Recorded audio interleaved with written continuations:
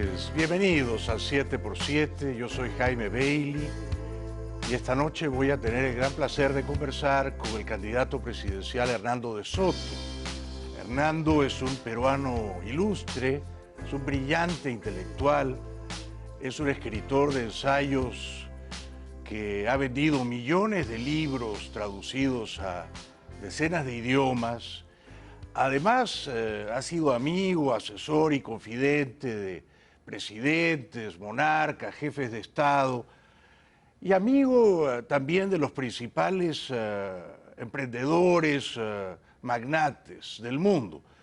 Hernando es ahora candidato presidencial y para mí va a ser un placer conversar esta noche con él. Buenas noches, querido Hernando. Buenas noches, querido Jaime. Qué gusto de verte y dialogar contigo después de algunos años. No recuerdo la última vez que nos vimos en persona. En persona fue en un programa tuyo cuando yo había comenzado a ver la posibilidad de lanzarme contra el presidente Toledo. Eso fue la última vez que nos vimos. Y la que nos vimos en escena. Sí. ¿Cuántas veces te han ofrecido ser candidato presidencial en el Perú? Casi en cada elección a partir de 1985.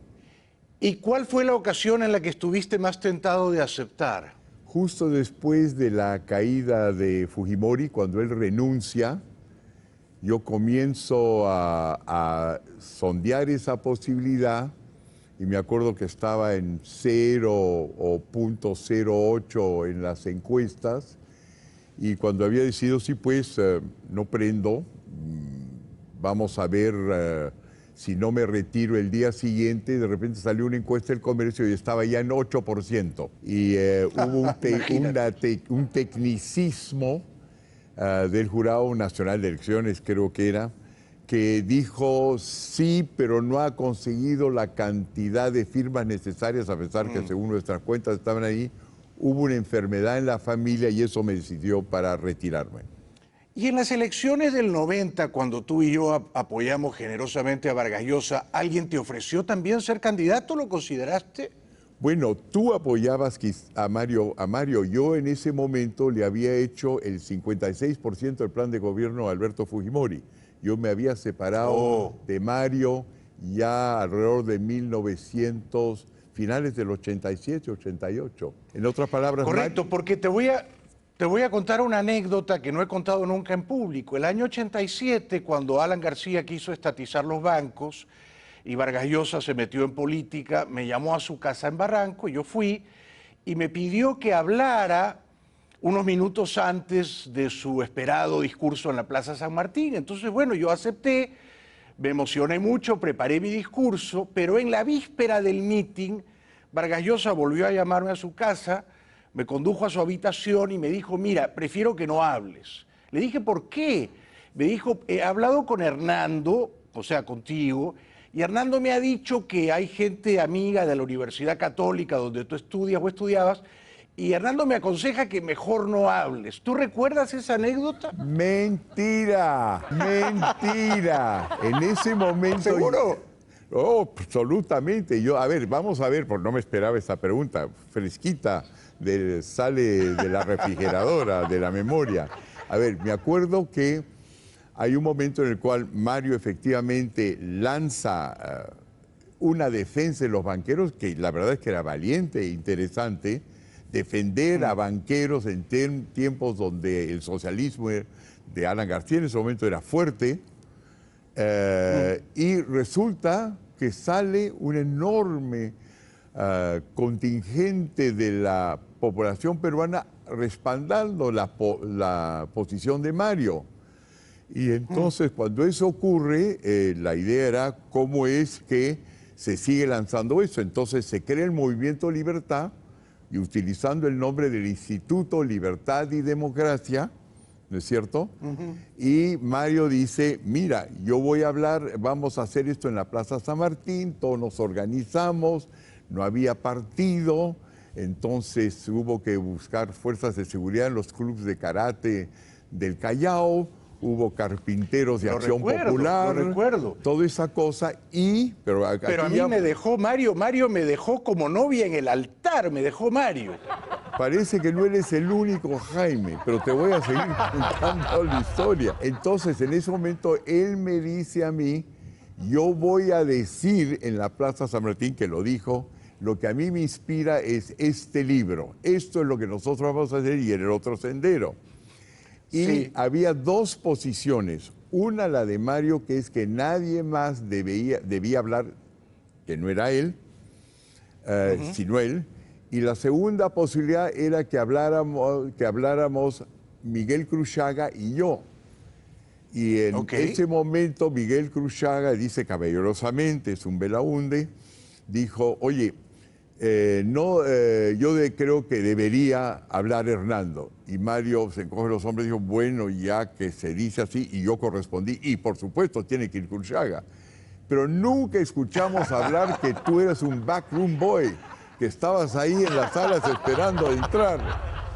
Lo siento. Qué gracioso. Pero en todo caso, en todo caso, mira, me hicieron un favor, al final fue mejor así. Ahora, unos años después, lo recuerdo como si fuera ayer, porque estaba viendo el programa Panorama, tú tuviste la desusada franqueza de decir en público lo que pensabas en privado. Dijiste, a mí Vargas Llosa me parece un hijo de P.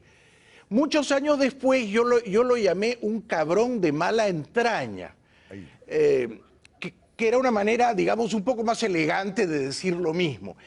¿Te arrepientes de haberlo llamado un hijo de P? Porque yo sí me arrepiento de haberlo llamado un cabrón de mala entraña. Bastaba con decir un cabrón. Bueno, te cuento así, esto es una deliciosa conversación. Lo que ocurría en ese momento es que tú recuerdas de que Fujimori me pide ser su primer ministro y yo le digo, mire, en el fondo yo voy a ser su primer ministro en la sombra.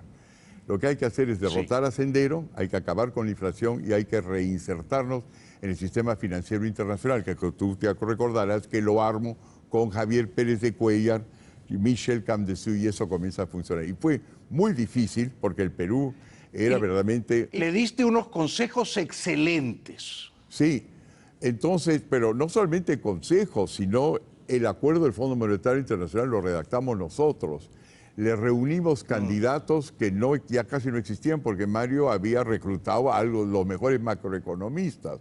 Los otros Carlos Boloña, había que buscarlos en las distintas esquinas del mundo y traerlos y hacer que Fujimori, que había entrado con un equipo en el Congreso que incluía miembros del MRTA, la gente se olvida que era de izquierda, era anti-shock, había que voltearlo, para lo cual hubo que aislar la deuda pública de la deuda privada y entonces pudimos reunir en Nueva York a Michel Camdesú del Fondo Monetario Internacional, al Banco Mundial, al PNUD, en un cuarto y decirles, aquí tienen ustedes el programa anterior de ajuste, redactado por los 7 samuráis, que eran los hombres de izquierda, y redactado por el señor de Soto con la asistencia de Rodríguez Pastor, que era mi amigo.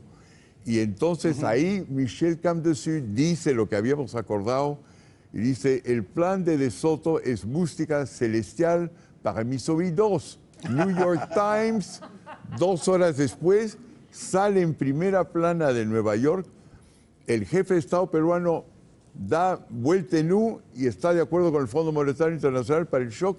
Nadie en Lima entiende que el shock en los Estados Unidos no se llama shock, sino ajuste, y ahí comienza la cosa. Ahora, ¿qué ocurre cuando yo lanzo estas 3 palabras?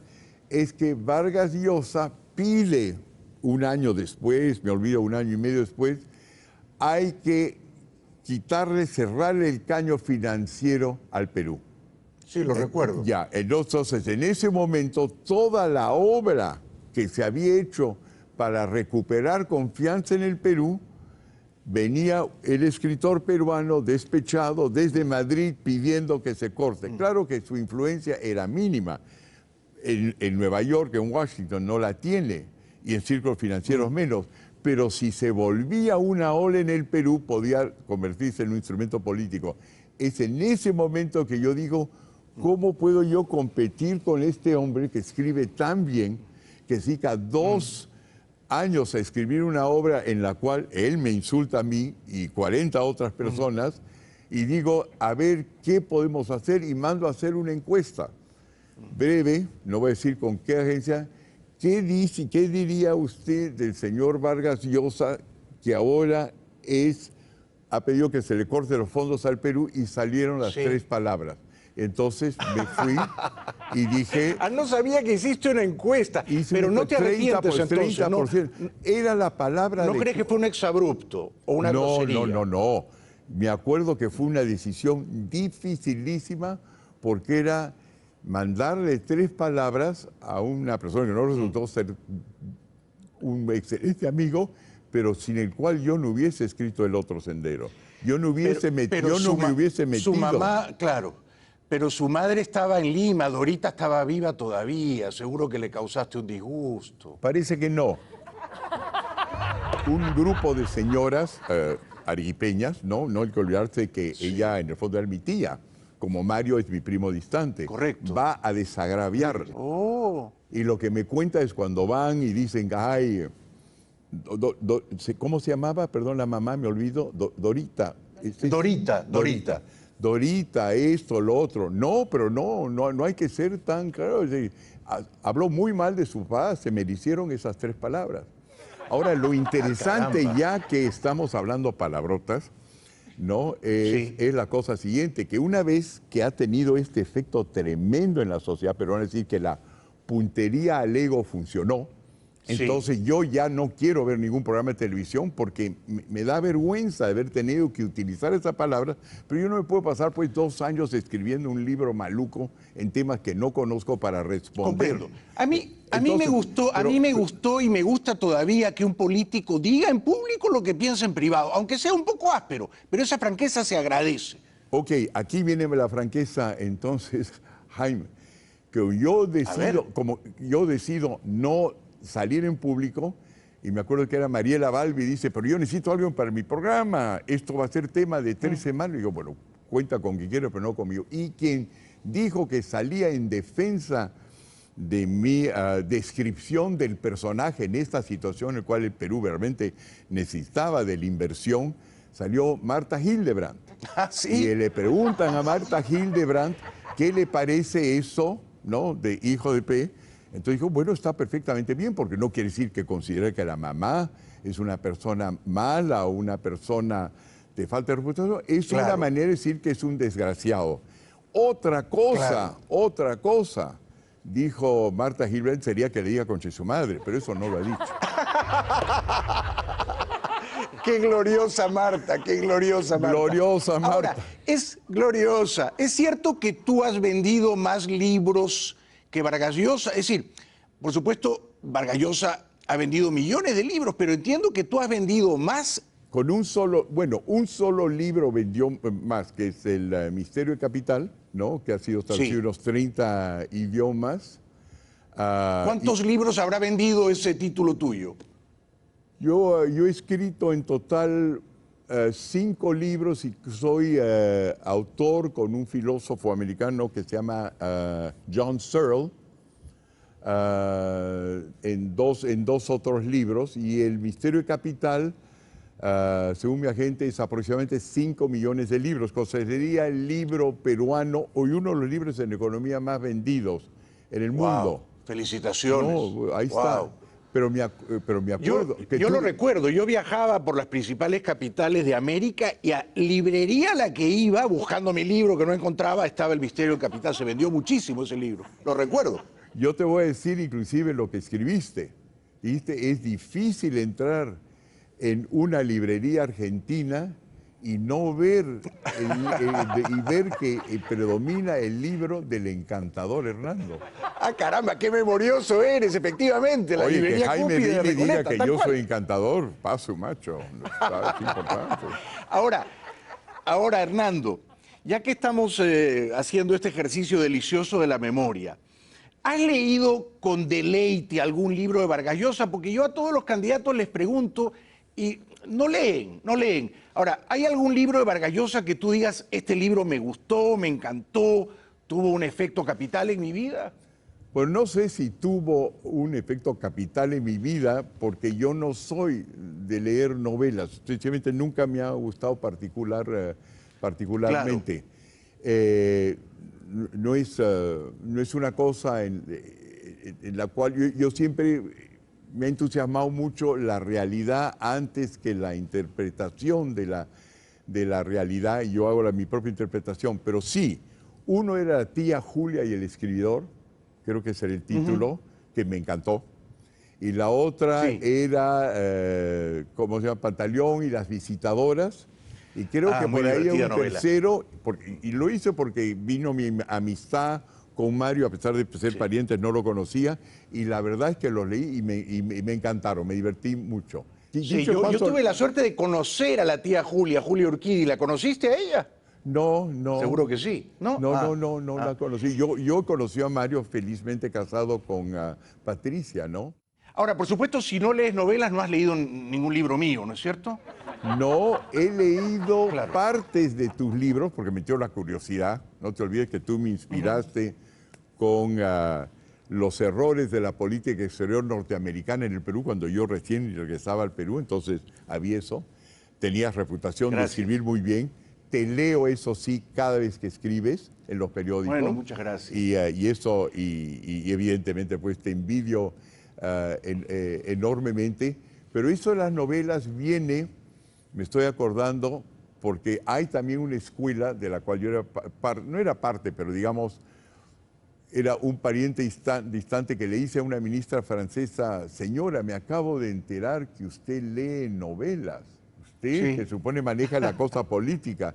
Y ella dice en francés: sí, las leo porque no me gusta dormirme en mi propia realidad. Entonces me dijo, Qué buena respuesta. tengo que hacer algo, pero no he llegado a eso de las Sí. novelas. Por lo menos hace ya 30, 40 años que no leo. Un poco para cerrar este capítulo de Vargas Llosa, sé por allegados o confidentes de él, yo ya no pertenezco a su, digamos, a su cofradía de adoradores. Sé que él dice, yo gané el Nobel y Hernando no ganó el Nobel. Hernando me envidia porque nunca ganará el Nobel. Yo siempre he sido de lo más orgulloso del Nobel de Mario. Lo he dicho en todo momento, nunca he negado su talento y nunca he sido celoso de él porque no tengo ambiciones literarias, ¿no? ¿Pero te gustaría ganar el Nobel de Economía? Por supuesto, es un galardón interesante. He sido finalista, es decir, entre los dos últimos, 3 veces. Yo sé que has estado ahí. Ahí, tac, he ganado casi todos los otros premios, pero no he llegado al Nobel, no. ¿Te gustaría reconciliarte con Vargas Llosa? Por supuesto, yo no soy picón. Yo considero qué bonito, qué bien. No, la verdad, oye, Jaime, yo soy mayor que tú, si mal no recuerdo, por unos 21 años por ahí. Sí. Bueno, ya que está diciendo que sí, bajémoslo a 18. Pero mira, pero te cuento la cosa siguiente, es una pérdida de tiempo. Y de repente no es que lo he pensado, sino es genético. Y yo no he visto ni mi padre mantener, por ejemplo, cuando nosotros hemos vivido en el exilio, porque mi padre es secretario de la presidencia con José Luis Bustamante y Rivero, y claro, a mis padres les dolía el hecho de estar separados del Perú y de pasar de, digamos, sector A, B a un sector C. Y vivíamos en una pensión, en un cuarto, después en 2 cuartos, pero nunca le duró un dolor a mi padre más de 1 mes, 2 meses. Creo que es genético. Bueno, tenemos que ir a la primera pausa. Después de la pausa vamos a conversar, por supuesto, de la campaña electoral, de tus rivales, de tus ideas, querido Hernando. Para mí es un gran placer estar conversando contigo. Y ya que hablamos de cosas nobles arequipeñas, les recuerdo que para mí, que algo he viajado y que soy un consumidor asiduo de chocolates, el chocolate La Ibérica de Arequipa es una auténtica delicia, ¿no? ¿No crees, Hernando? Yo creo que sí, y me da mucho gusto que lo reconozcas. Yo los comía cuando todavía no sacaban ese tipo de chocolate y era el chocolate para hacer chocolate bebido. Pero qué buena publicidad para Arequipa y para la Sí, ibérica. un chocolate de alta calidad, la ibérica, para el Perú y el mundo, las barritas Milky o las pastillas de leche, ¿eh? La ibérica, que yo como con gran fruición. Una pausa y regresamos con el gran Hernando de Soto. Ya volvemos.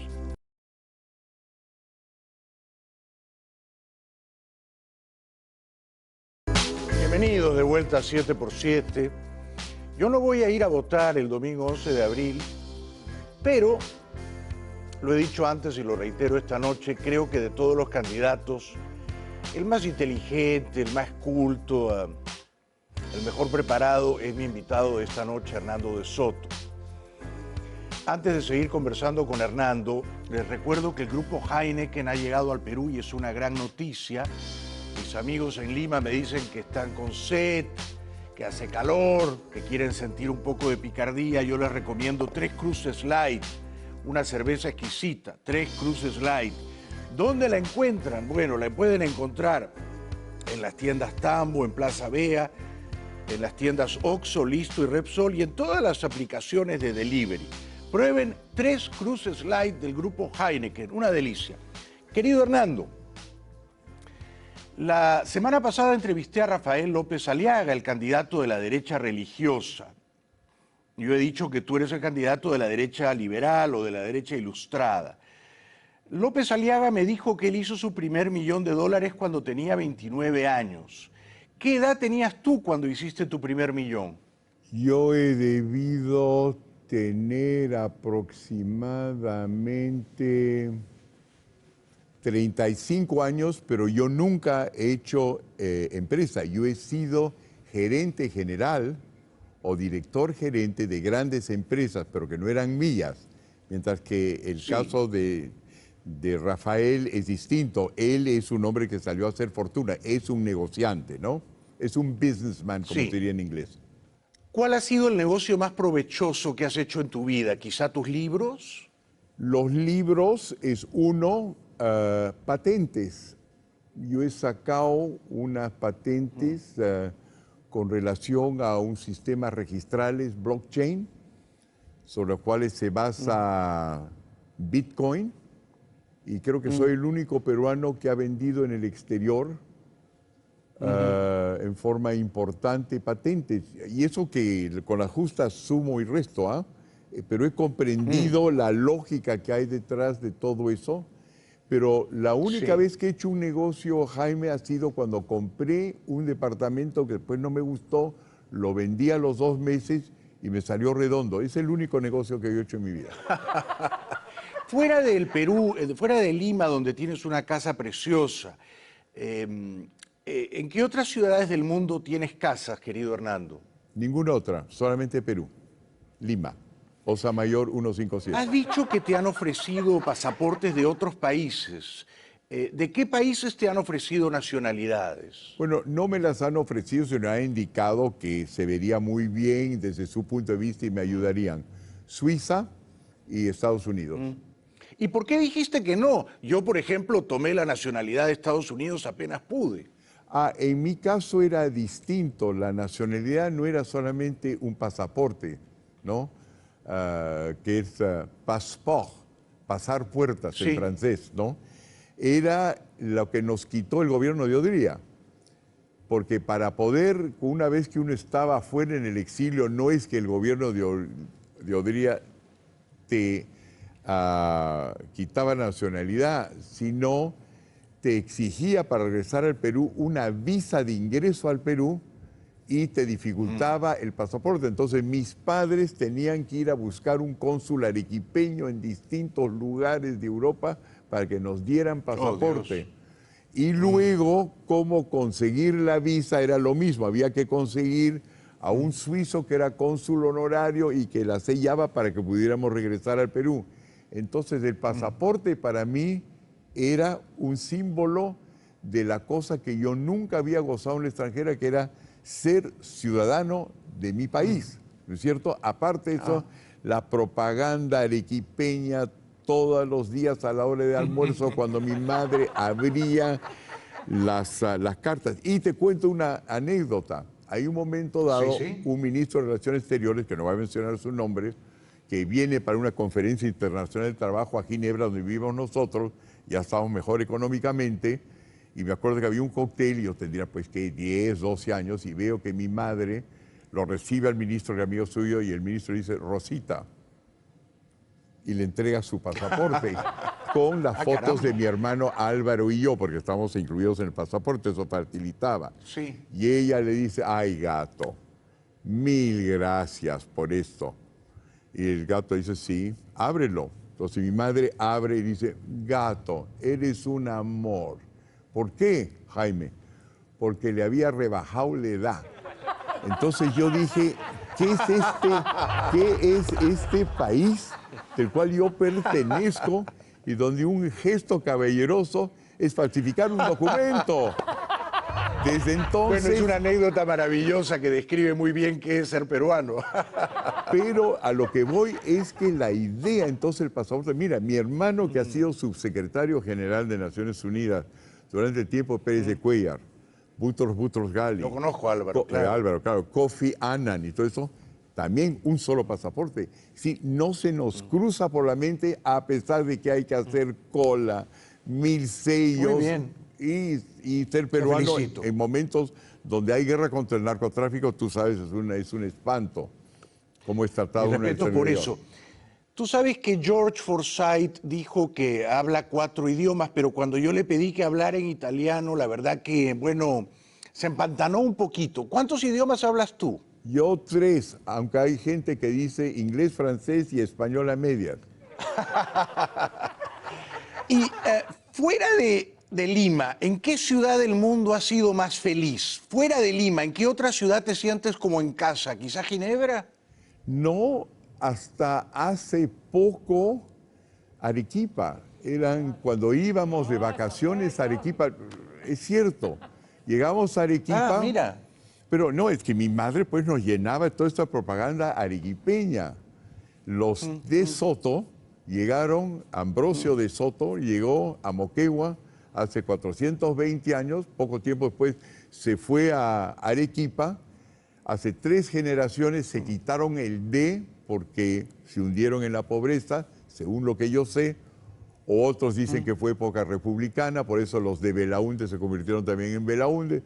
Todo lo hicieron así. Y mi padre nos restituye el D, cosa que mi hermano Álvaro y yo somos los únicos de Soto de la familia. Todos los otros 40 primas son Sotos.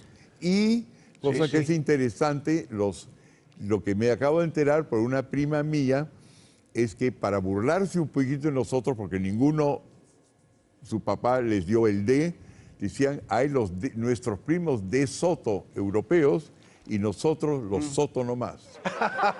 No conocía esa anécdota. Sí sabía que Vargas Llosa en El pez en el agua te había maltratado también por ese tema del apellido. Ahora, Hernando, por lo que he podido leer de ti, por lo que más o menos te conozco y los amigos en común que hemos tenido, yo sé que siempre tú has sido, bueno, un gran seductor, un gran playboy, un hombre que ha tenido mujeres preciosas. Tú eres nuestro Porfirio Rubirosa, por así decirlo. Ahora, te has casado con la prima del rey emérito Juan Carlos. En fin, has tenido muchas mujeres adorables, pero no has tenido hijos. ¿Por qué nunca quisiste tener un hijo o no estuvo en tu destino eso? No estuvo en mi destino. Yo siempre he querido tener hijos. Al principio, porque con mi primera esposa entramos rápidamente en carrera. Ella era educadora, trabajaba con Piaget, que era muy exigente, ¿no es cierto? Y en mi caso yo entré y ascendí a los 27 años, era presidente del Consejo Internacional de Países Exportadores de Cobre, y a los 29 ya era director gerente de la compañía de ingenieros consultores más grande de Europa continental. Entonces todo era carrera y nos dijimos, ¿cómo vamos en Europa? No te olvides, donde no hay nanitas, donde no hay tías, donde no hay abuelas. ¿Cómo manejábamos un niño, no? Claro, claro, no y era la broma. carrera destrozó tanto el matrimonio como la posibilidad de los hijos, y cuando por fin uno se decide, ya ahora puedo, ya fue demasiado tarde. Ahora tienes una novia encantadora, que se llama, que entiendo, Carla, que es unos años menor que tú. Ella creo que es mamá de 5 hijos. Si pudieras, ¿te gustaría tener un hijo con ella o ya es muy tarde? No, claro que sí. Ella además ha dicho en público que funcionó y que funciona muy bien. Vamos a seguir, te mantengo al tanto si me sigues invitando, Jaime. Bueno, keep me posted. Hernando, has dicho que tienes un patrimonio que más o menos se puede calcular en 18, 20 millones de dólares. ¿Tienes un testamento vigente? Sí, claro que sí. En ese testamento, por supuesto, está Carla. Y están sobre todo, y están ahí muchos de mis colegas que han sido muy fieles y leales conmigo y mis empleados, digamos, dentro del orden doméstico, gente que ha sido Qué muy buena bueno. conmigo, sí. ¿Están en tu testamento Enrique Gersi y Mario Ghibellini, que fueron empleados tuyos? No, pero ahora que lo mencionas lo voy a pensar. No, no están en el testamento. No ¿Pero ellos solamente no siguen están en siendo mi enemigos tuyos? Yo creo que Enrique sí, ¿no? Porque Enrique ya Ya. decidió apostar al caballo Vargas Llosa, ¿no? Entonces ya está ahí, entonces lo que pienso yo, ¿no? Que lo que diga Vargas Llosa, lo que él cree que va a decir, va a ser bien recibido. En el caso de Mario, a quien yo aprecio mucho, él escribió durante el tiempo del movimiento Libertad de que los prejuicios de Enrique no eran los suyos y que no era cierto que habían, de que el libro no era mío. Eso lo dijo claramente en un artículo que salió de Expreso, pero evidentemente él ha decidido salir en defensa de su amigo. Entonces, son personas que, en primer lugar, yo lo que recuerdo son los buenos momentos, sobre todo con Mario, entre otras cosas porque me presentó a la que fue mi esposa durante 20 años, Mari Carmen de Toro, y siempre seré agradecido por eso. Es talentoso, escribe muy bien, tiene gran sentido de Escribe como los humor, dioses, sí. sirve muy bien, y en el fondo, en el otro sendero, el estilo es Mario, ¿no? Cuando yo le pregunté cómo puede decirse cuál ha sido tu contribución, él me dijo lavado y engrase. Enrique, Pero mira, a Enrique mí es me otra cosa, es picón, por lo que yo Sí, veo. Y pero me pareció muy mal que Enrique Gersi planteara estas tachas ridículas contra tu candidatura por los estudios y el bachillerato. Todo esto me pareció un ejercicio absurdo de rencor, ¿no? sí, rencor, pero no solamente eso. Últimamente creo que alguien dentro del grupo, digamos, hay varios grupos, Hernando, de Soto que yo no conozco, ¿no? Los fans que creen en nosotros, que han utilizado jingles o pedazos de música peruana y parece que esa música no han debido utilizarla. Sí, no vienen de mis redes, ¿no? Vienen de sus redes. Y entonces, a nombre de los autores, han salido a denunciar estos fans por utilizar música ajena, pero me la han atribuido a mí. Y cuando yo digo, qué raro, hay que decirles a todos estos fans que por favor no hagan eso, y me han dicho, sí, pero lo que aquí es la parte interesante. La queja es firmada por el estudio Gersi, cosa que no ha terminado, sigue por ahí, sigue por ahí. Oh, Dios, mala noticia. Ahora, Hernando, una de las objeciones que se han planteado a tu candidatura, y tú la conoces perfectamente, es el tema de tu edad. El propio Mario Ghibellini ha hecho ironías al respecto, porque en algún momento no recordaste el nombre de tu partido, porque le dijiste Albert Forsyth a George Forsyth. Entonces, alguna gente dice, Hernando es un hombre brillante, es un candidato de lujo, pero tiene 79 años, la presidencia en el Perú dura 5, ya está muy mayor para ser presidente. Jaime.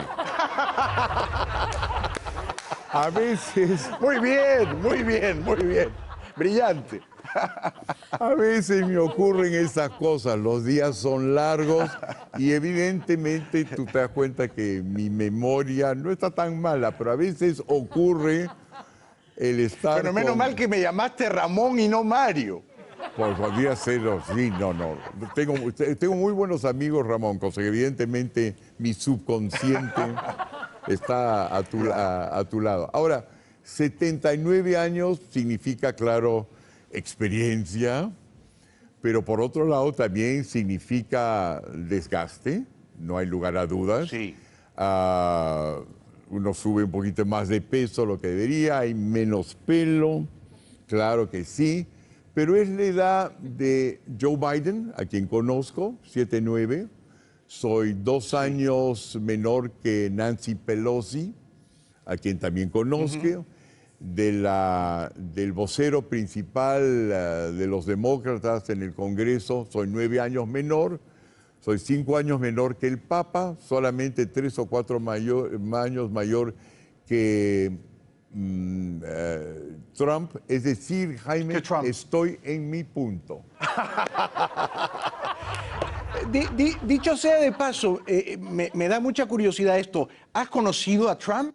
Brevemente, a quien el cual yo lo que tengo es muy buena amistad con sus 2 jefes del Consejo Nacional de Seguridad, el Consejo Nacional de Economía, y con Kushner, su yerno.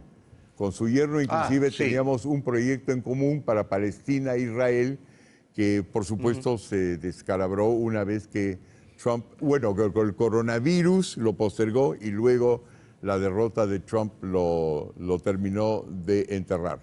Querido Hernando, tú sabes bien que yo estoy esperando con impaciencia a que tu candidatura despegue y llegue a los 2 dígitos en las encuestas. Sin embargo, me pareció un gran error tuyo, y lo dije aquí y te lo digo esta noche también, que fueras esa mañana a subirte a la tarima de López Aliaga y que le dieras un abrazo. Yo sé que tú querías defender su permanencia en la carrera, ¿no? Que tu motivación era noble, altruista, no querías que lo sacaran de la carrera.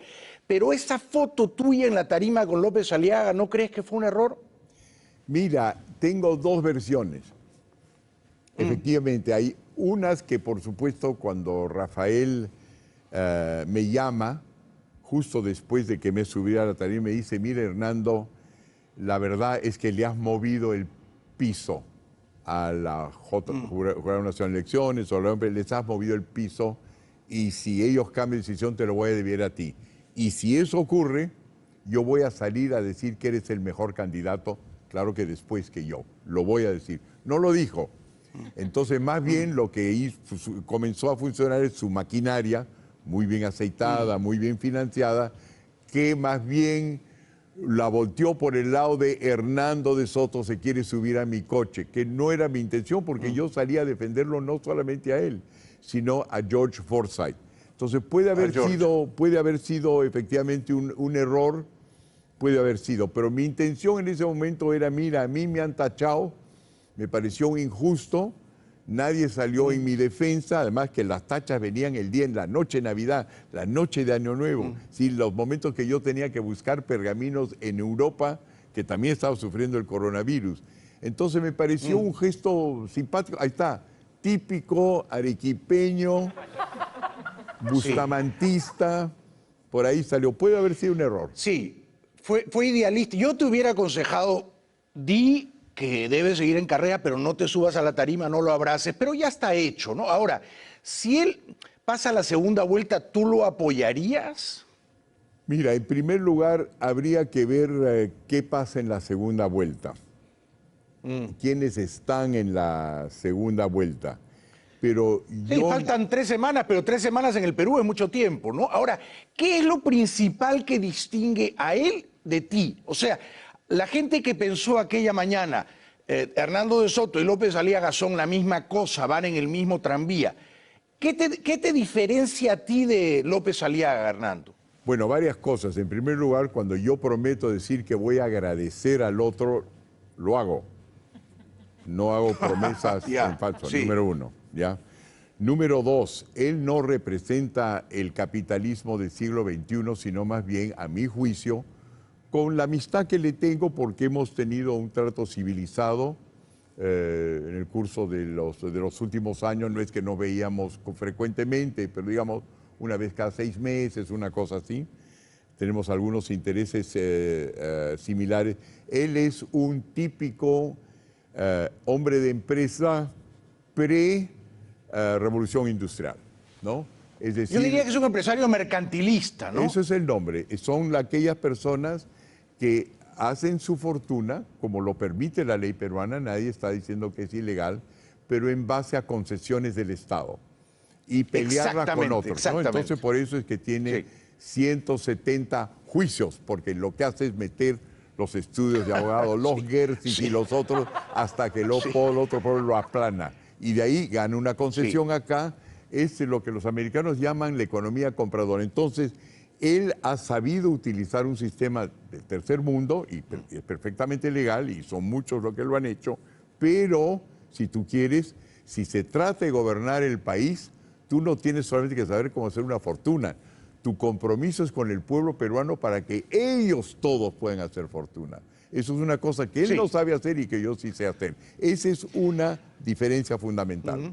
Aparte que tengo un mucho mejor equipo. Ahora, él es muy religioso, está rodeado de líderes evangélicos, de pastoras religiosas, con unas ideas profundamente antiliberales, ¿no? Tú eres un liberal. Ahora, ¿tú eres creyente, tú eres devoto de alguna confesión religiosa o eres agnóstico, Hernando? Yo soy culturalmente un católico. Digo culturalmente porque no voy a misa, pero mi manera de temer y visualizar a Dios es pues cristiana. Y diría también, sobre todo, jesuciana, que es una nueva corriente que hay, que es Jesús hasta que lo crucifican, un hombre evidentemente hijo de Dios, no Dios, hijo de Dios, que evidentemente dedicado a la vida de los pobres, pero que cuando resucita se dice que ya perdió una parte de su humildad, y vemos el Vaticano con edificios grandes que a mí no me parecen apropiados en una religión. Entonces soy culturalmente católico, y que puedo citar a un poeta arequipeño para decir, que decía la cosa siguiente en lo que se refiere. No creo que la cosa sea tan sencillo como nos dicen las religiones. Entonces él decía: y tú, Dios inmenso, ¿con qué herramienta quieres que te corte para que quepas donde pienso? César Atahualpa Rodríguez. Entonces mi problema es cómo agarro yo todo esto. Soy un pedazo de arena en un universo enorme. ¿Qué será y cómo será Dios? No sé, pero es muchísimo más poderoso que yo. Y no sé si tendrá forma humana, pero obviamente esta ingeniería que somos nosotros, no hay orden sin ordenador, cosa que por ahí anda. Bueno, me ha gustado mucho tu respuesta, me ha encantado tu respuesta y me ha sorprendido al mismo tiempo. Antes del corte, te quiero hacer 2 preguntas simples, breves. Si López Aliaga termina siendo presidente del Perú y te llama para ser ministro de Economía, ¿tú lo considerarías? ¿O no te ves cómodo en esa posición? No me veo cómodo en esta posición, porque yo creo verdaderamente, Jaime, la cosa siguiente, que no es que yo haría las cosas mejor o un poco mejor. Yo soy consciente que quien va a ser presidente va a ser un presidente de guerra. Estamos de nuevo en los años 1990, los enemigos no son los mismos, pero la brecha que existe entre los sectores A, B y C, D, E es absolutamente real. Y si hay un presidente que no ha comprendido eso y defiende solamente un orden mercantilista, lo único que estamos esperando es a qué va a pasar 2, 3 meses después, 4, 5 meses después, y va a pasar lo mismo que con otros países, que cuando yo, por ejemplo, ya no fui parte del movimiento Libertad y excluido, yo me dije, todo acabó, pero todo no acabó. Entró Fujimori, después de Fujimori entraron otras cosas y fuimos llamados al exterior. Yo quiero reservarme para una emergencia. Me parece muy bien. Ahora, esta es la última antes de ir al corte, Hernando. Si tú eres presidente del Perú, ¿tú convocarías, por ejemplo, a López Aliaga o a Keiko Fujimori a tu gobierno? ¿Los invitarías? Yo, evidentemente, dependiendo de qué votación tienen, la democracia es entenderse para formar una mayoría. Vamos a tener un parlamento fragmentado y hay que saber dialogar. Y en ese sentido vamos a ver si Rafael, que es un no dialogante y ataca a todo el mundo, ¿no es cierto? Y es conflictivo, está en esas condiciones. Pero no lo veo como una figura que yo quisiera que represente al gobierno peruano. Y en lo que se refiere a Keiko, para mí no es claro todavía dónde está Keiko. La conozco y le tengo simpatía, creo que es una buena mujer, pero no es que el fujimorismo sea de izquierda o derecha, es una dinastía, es algo distinto. Vamos a ver cómo está pensando después de abril. Fantástico. Vamos a la pausa y regresamos en pocos minutos con el candidato presidencial Hernando de Soto. Les ruego que reconsideren su candidatura.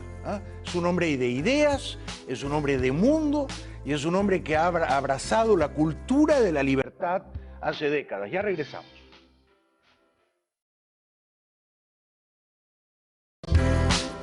Bienvenidos de vuelta a 7x7. Estoy conversando con el candidato presidencial Hernando de Soto, que se encuentra en los estudios del canal Willax en Lima. Yo estoy en mis estudios aquí en Miami.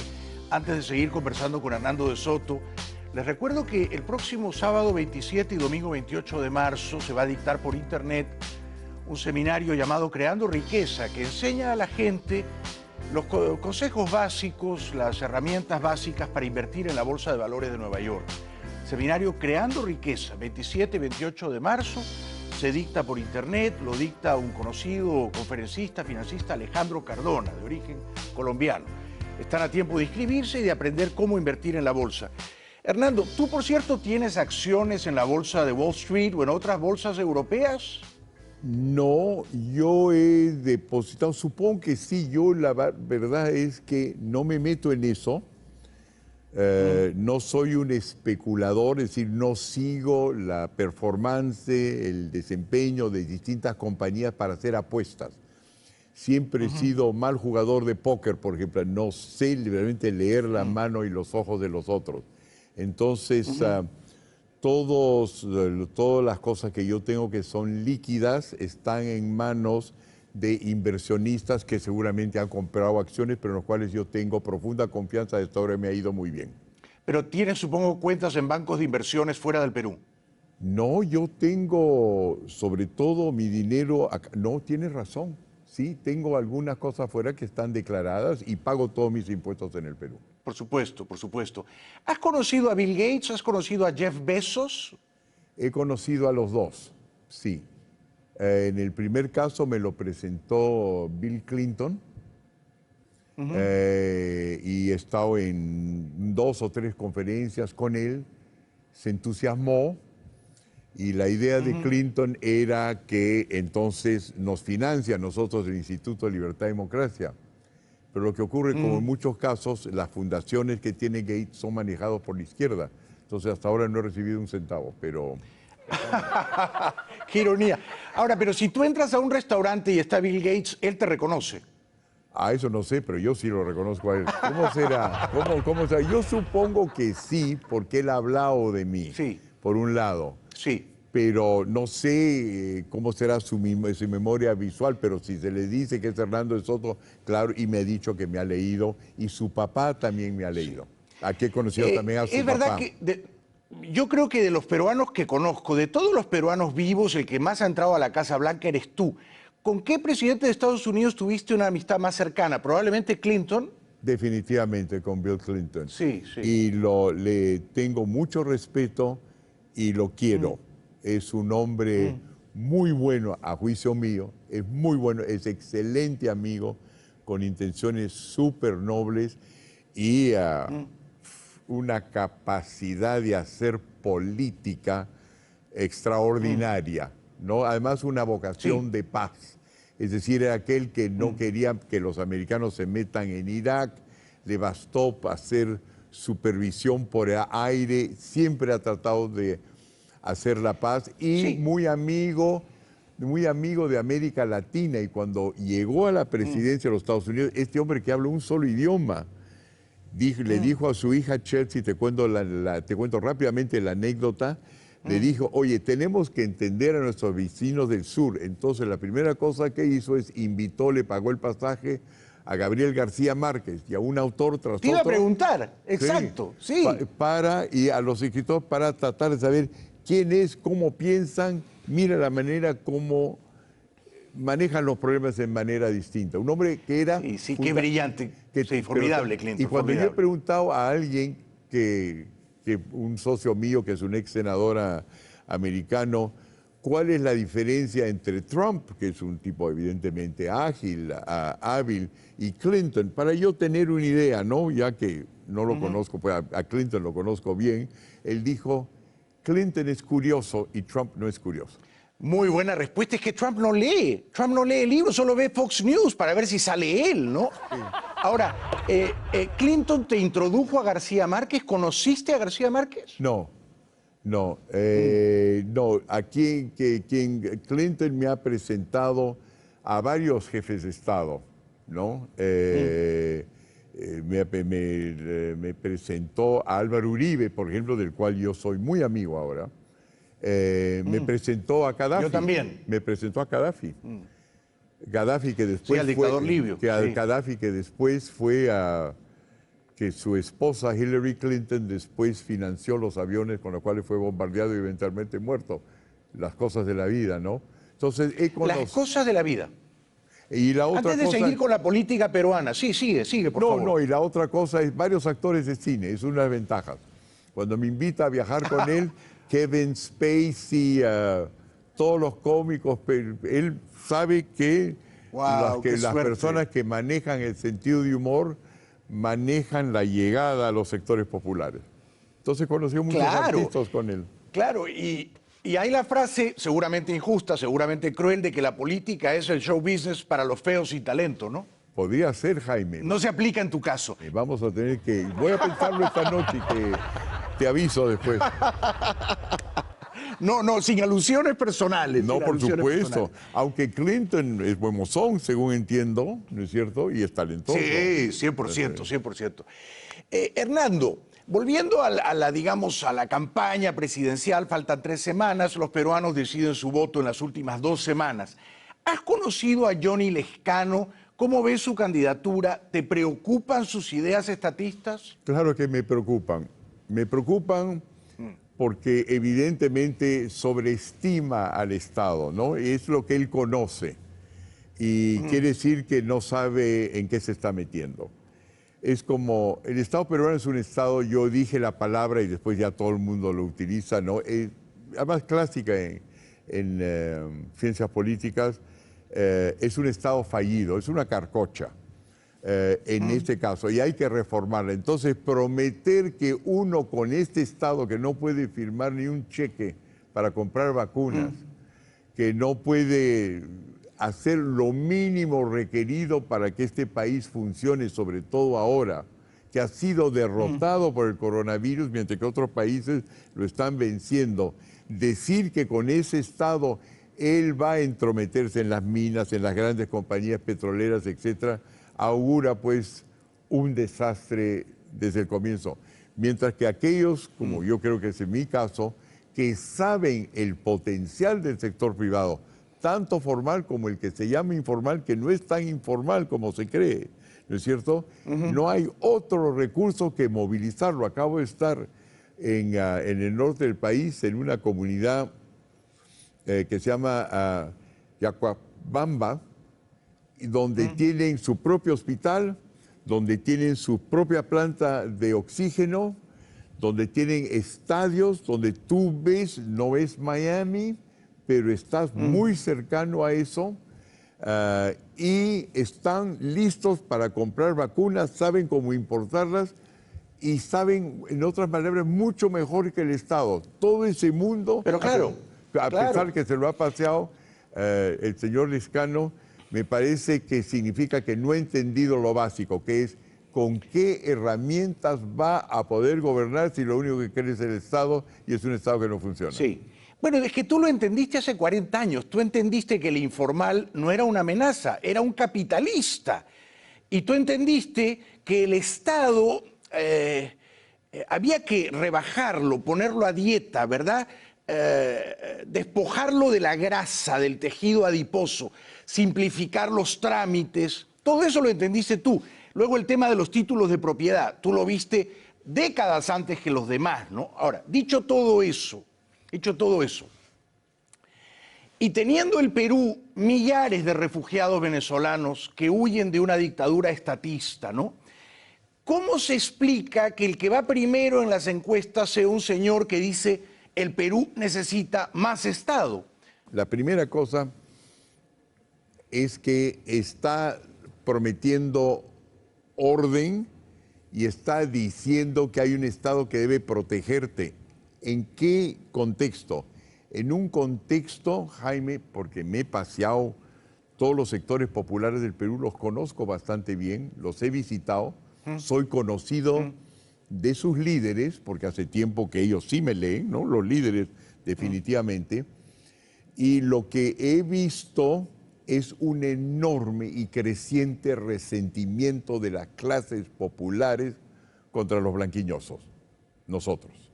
Ah, es caramba. bien fuerte. Es bien fuerte. ¿Por qué? ¿A qué lo atribuyes?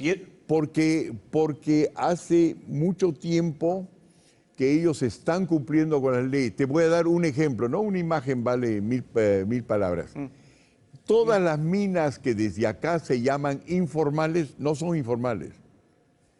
En muchos casos son ya formalizadas, son concesiones que están en su sitio. Lo que ocurre es que cuando funciona, por ejemplo, la mina, el pozo de petróleo, la industria maderera, la pequeña empresa, la MIPE, que en el Perú la mayor parte de las MIPE son legales, son legales. Los transportistas, por ejemplo, que ahora están parando en el Perú, ¿no? Y recién se está resolviendo el asunto, espero por lo menos, son aproximadamente 4 millones, de los cuales los que no son parte de un gremio y de una empresa son 500.000, y se los llama a todos informales.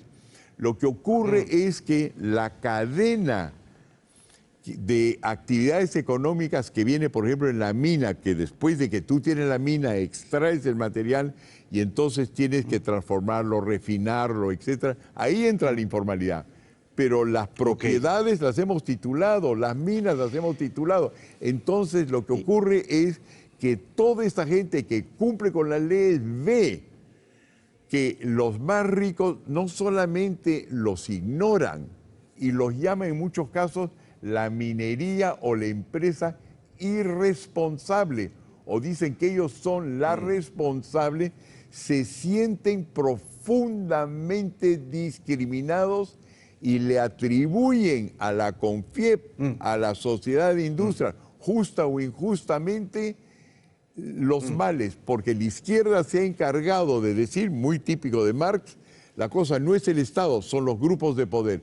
Y ese marxismo Pero que eso es muy interesante esto que estás contando, es muy interesante. Ahora, si ellos ven con esa desconfianza o con ese recelo a los blanquiñosos, ¿no te afecta a ti? ¿No te ven a ti también como un blanquiñoso? Soy un blanquiñoso, pero estoy de su lado, eso también lo saben ver.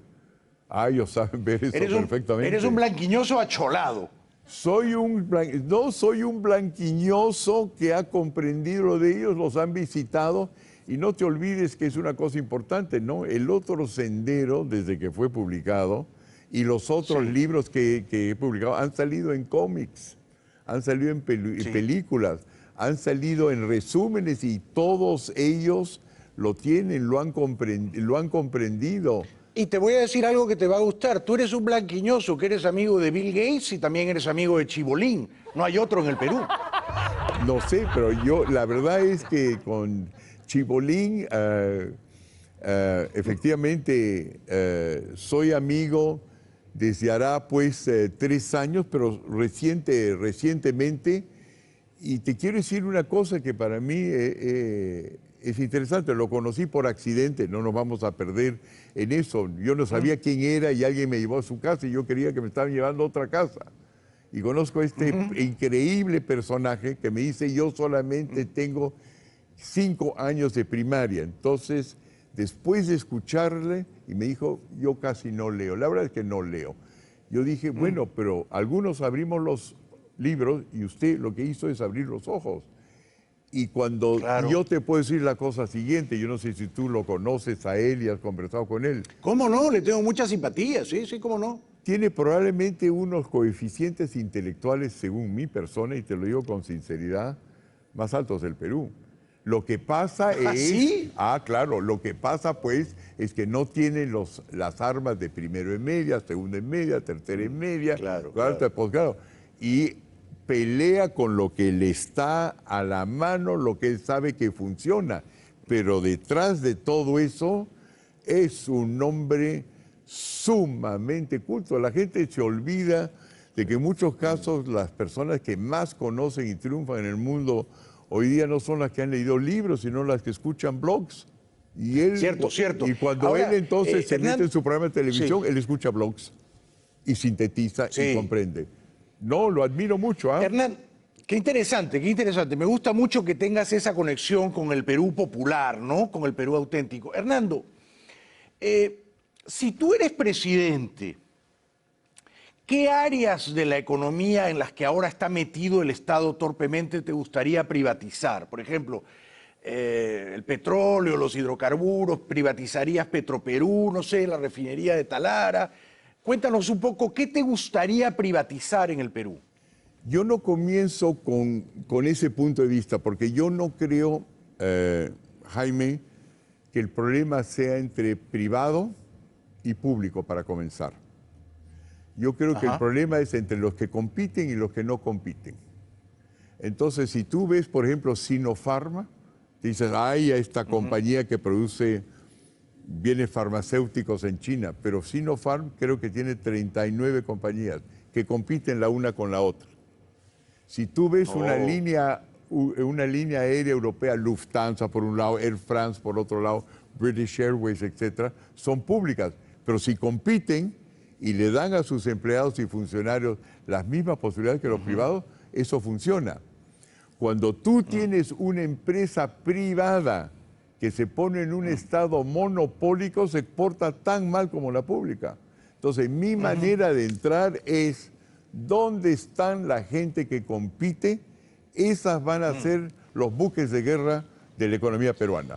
Esos Muy interesante porque es la filosofía contraria a la de López Aliaga. O sea, tú quieres romper los monopolios y ponerlos a competir, ¿verdad? ¿De qué otra manera puedes tú saber si este programa de televisión es bueno o malo?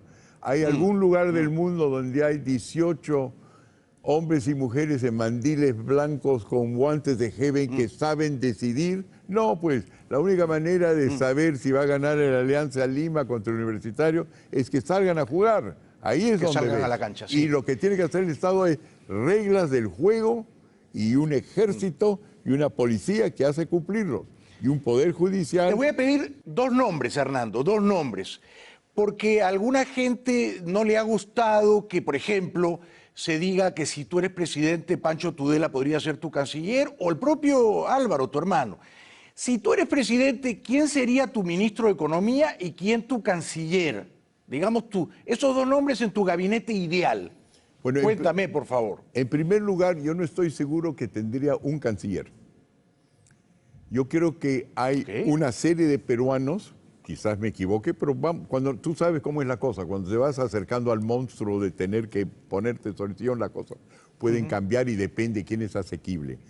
Hay personas que conocen la política exterior del Perú en un contexto latinoamericano. No es que no tengan la cultura para ver todo, pero saben las relaciones bilaterales súper bien. Por ejemplo, Pancho Tudela es un elemento fantástico.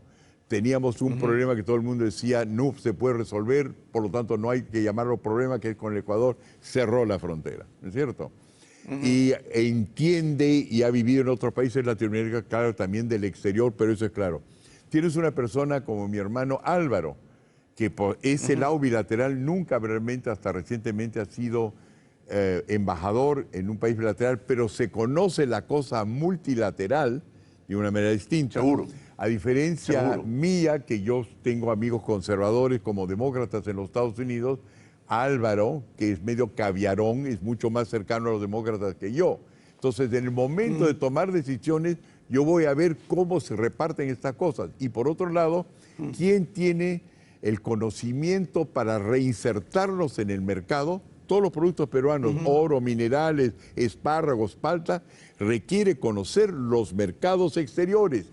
Y bien, ¿y qué importancia tiene el Pacífico? Miguel Vega Alvear es un trome.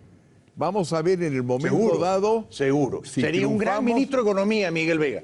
Sí, claro que sí. Entonces, ahí te lo tenemos. Pero hay que ver en qué país nos encontramos cuando ganamos. Tú sabes, este país, cada día que amanece, es un país distinto. Vamos a ver dónde estamos el 28 de julio. Dijiste que a tu hermano Álvaro de Soto, que trabajó con Pérez de Cuéllar y con Kofi Annan en la ONU, que fue recientemente embajador en París, lo llaman caviarón. Lo que me trae a la memoria o a la mente el término caviar tan ampliamente usado en el Perú, ¿no? Creo que lo popularizó con su habitual inteligencia depredadora Aldo Mariátegui, que es para mí el columnista más inteligente, más brillante y más corajudo de la prensa peruana y seguramente el más influyente también, un amigo mío de toda la vida. Por cierto, hago acá una digresión. ¿Aldo Mariátegui sigue siendo tu amigo o ahora ya no tanto? No, es un gran amigo mío. No lo veo tanto porque seguramente en estos momentos, en primer lugar, creo que no está viviendo dentro del país y probablemente cree que las distintas alianzas que yo estoy haciendo con aquellos que están bloqueando las minas y los grandes proyectos del Perú no son las mejores alianzas, pero yo creo que sin ellos no se abre nada. Entonces yo quiero mantener un diálogo muy claro. Pero no, Aldo no te está aconsejando, Hernando. No, me aconseja a través de la pantalla, pero somos muy amigos, además ha trabajado en el ILD, hemos estado en Medio Oriente juntos, somos muy amigos. Yo sé. Ahora, entonces, volviendo a lo de caviar, a mí no me queda claro quién es caviar y quién no es caviar en el Perú, ¿no? Y sobre todo no me queda claro si tú eres caviar o no. Es decir, ¿a ti te acusan de ser caviar o no? No soy caviar de nada. El caviar, te voy a decir, en primero yo soy básicamente un liberal, yo podría tener una persona que cree en el capitalismo democrático, pero democrático, nada de unos cuantos, nada de mercantilismo. Todos compiten. Y el mercado, es decir, el público lo va a decidir, número uno. Número dos, la forma como yo ahora estoy tratando de ver cómo definiría caviar, es esencialmente alguien que lo hace a partir de libros, ¿no? Y básicamente residente en las ciudades. Yo conozco las personas del Perú profundo que sí te mueven a la gente. Las personas que cuando trata el Estado de decir se va a cumplir nuestros contratos internacionales petrolíferos, gasíferos, y manda tropas, le movilizan 4 o 5 veces más tropas civiles y lo paran. Ya. Si tú agarras esas personas, la izquierda que maneja este Perú profundo, donde se dice el Estado no tiene presencia, ¿ya? Esos son los que piensan. Tú el día que conversas con lo que se llama la izquierda radical y la comparas con los columnistas de los diarios de izquierda, te das cuenta que la brecha entre ellos es enorme. Interesante. Los que veo y lo que veo yo, por ejemplo, en Lima, son básicamente pues una proyección de la Universidad de Lovaina. Y entiendo perfectamente. Mientras que los otros tienen raíces en el Perú. El Perú. Pero, por ejemplo, Verónica Mendoza, yo no la conozco, no la he entrevistado, me encantaría, pero no quiere darme la entrevista. ¿Ella es de izquierda radical, de izquierda chavista o es de izquierda moderada caviar? ¿Cómo la ves tú? A mi entender es una caviar algo más radical, si tú quieres. También cree en el Estado, pero creo que respetable. Es decir, no le he escuchado decir algo que sea demagógico. Lo que le he escuchado decir cosas que son equivocadas. Y yo creo que porque lo que tiene es un corazón que está con el pueblo y siente que hay gente que abusa, y ha leído su Marx y quiere que esa gente distribuya, cuando el problema no es básicamente eso, hace que es una persona con la cual de llegar al poder se puede conversar. No te olvides que el ILD, aparte de nuestros amigos comunes blanquillosos que tenía, 70% del ILD venía originalmente de la izquierda y todos se voltearon. Sí. Entonces, el momento que llegas al gobierno y le planteas, le pides a un caviarón cuál es la solución y ya no tienes Estado y el Estado está quebrado, es muy fácil convencerlo. Para ir terminando, ¿quién es, en tu opinión, el mejor presidente que ha tenido el Perú desde que tú tienes uso de razón?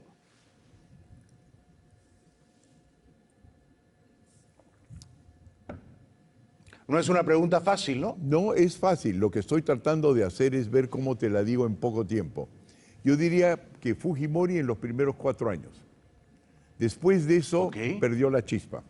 Perdió la chispa, se rodeó de gángsters y perdió el camino.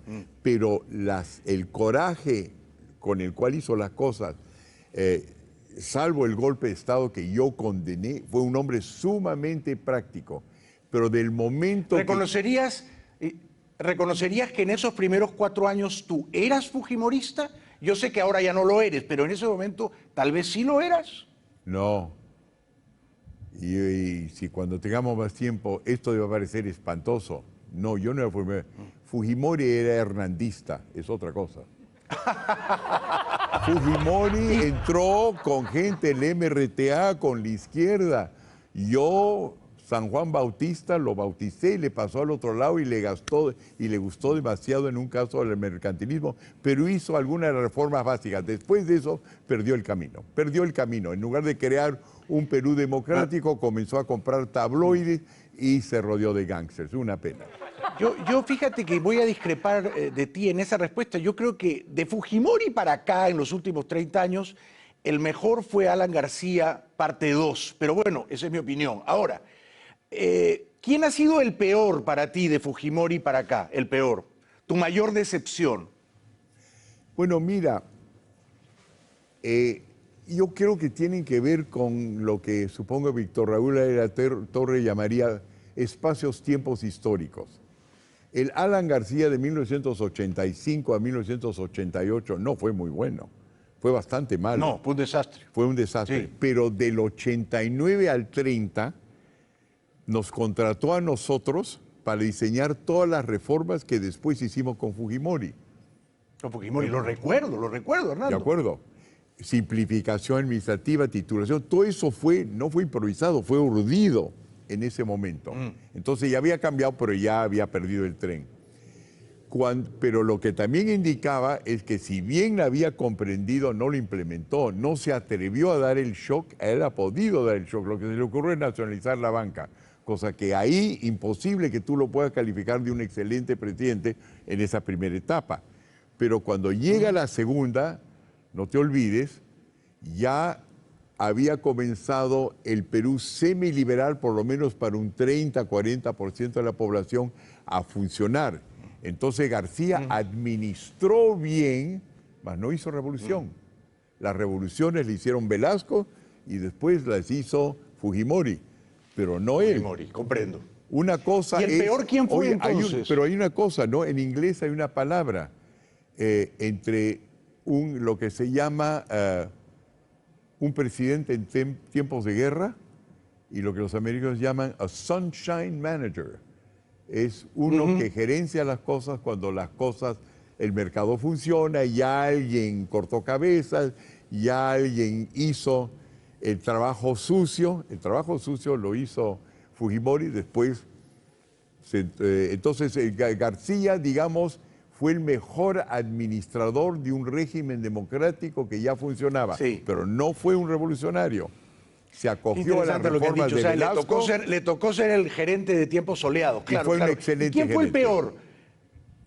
Para mí el peor fue Vizcarra, pero no sé tú. Yo diría que, mira, no voy a salir por lo de Mao Zedong, que va a esperar 200 años para ver si la Revolución Francesa fue importante o no.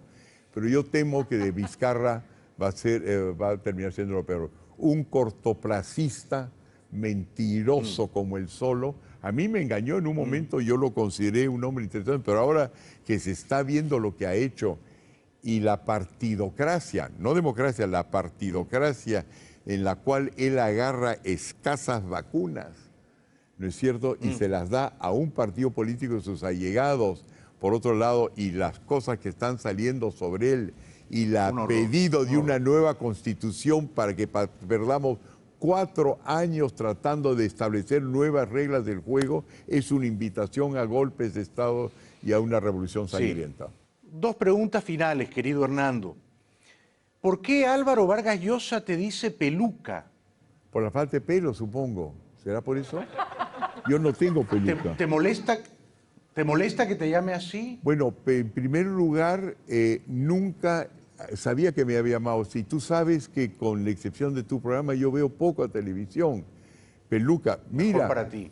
Cuando Sendero Luminoso trataba de matarme, y tú sabes que me ha bombardeado varias veces, salió en los documentos capturados por la policía de que todos los atentados eran parte del plan Pelón. Entonces todo el mundo se refiere, supongo, a mi calvicie. Y como decíamos, como Enrique Sileri Gibson, la cosa siguiente, no hay burro calvo. Por ahí vienen los problemas. Hay gente que sencillamente tiene cráneos que tiene que esconder. Y no me estoy refiriendo a ti, Jaime. Bueno, esta es la última. Tú dijiste que Vargas Llosa era un hijo de P. López Aliaga a veces cuando dice, por ejemplo, que una mujer que pide la eutanasia debe saltar del último piso de un edificio, cortarse las venas, ¿a veces te parece un hijo de P, López Aliaga? No, no creo eso. Lo que creo es que ese día no ha debido tener las luces encendidas. No puedo creer que él cree eso. Me sorprendería. Pero de repente sí, pero no creo que merece HDP, merece sencillamente decir que es ciego. No se da cuenta en qué mundo está. No sabe en qué mundo está navegando. Pero no, hijo de P, no creo que es un hombre malo, ¿no? Querido Hernando, muchas gracias por habernos dedicado estas horas de tu tiempo. Te deseo mucha suerte. Me conoces y sabes bien que veo con gran respeto intelectual y con profunda simpatía tu candidatura. Ojalá en estas semanas que faltan despegue. Gracias. Te agradezco mucho, Jaime, pero yo te puedo ya adelantar de que sé que estoy despegando, pero ya se verán las cifras en el futuro. Y te agradezco este programa, Jaime. Qué bueno verte y espero cuando pases por acá a este pobre peruano en su casa de 8 millones de dólares, vengas a visitarnos. Un aplauso para Hernando de Soto. Gracias, Hernando. Gracias, querido Hernando. Mucha suerte, mucha suerte. Vamos a la pausa y regresamos enseguida con el 7x7, los videos humorísticos. No se los pierdan, ya volvemos.